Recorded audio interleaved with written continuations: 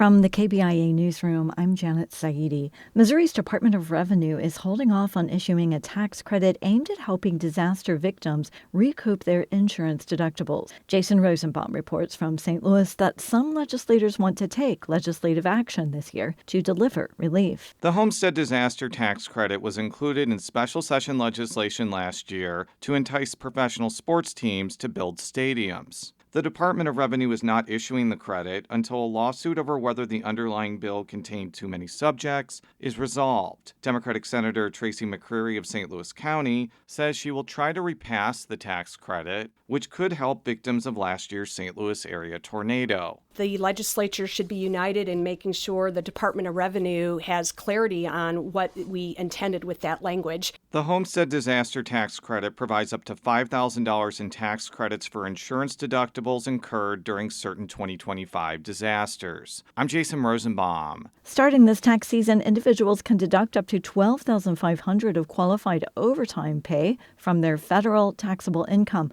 but taxpayers must calculate the deduction manually.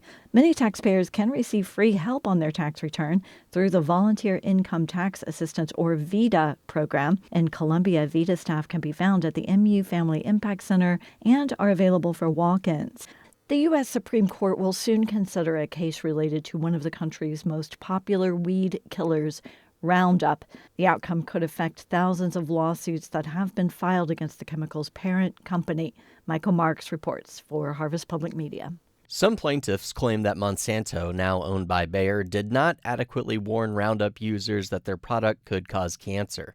John Darnell of St. Louis won a judgment against Bayer in 2023, but the company appealed the verdict, and the Supreme Court will hear the case on April 27th.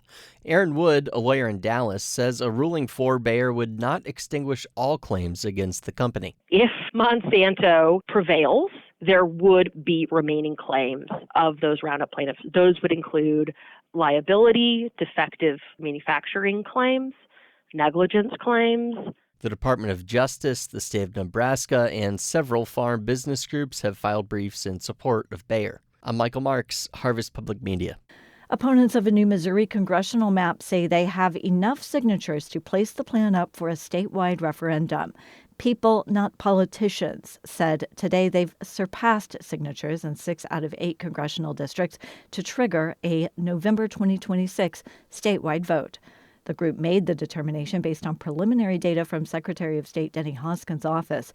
A Hoskins spokesperson has said the preliminary numbers, quote, should not be interpreted as a final determination regarding petition validity or certification. I'm Janet Saidi, KBIA News, Columbia.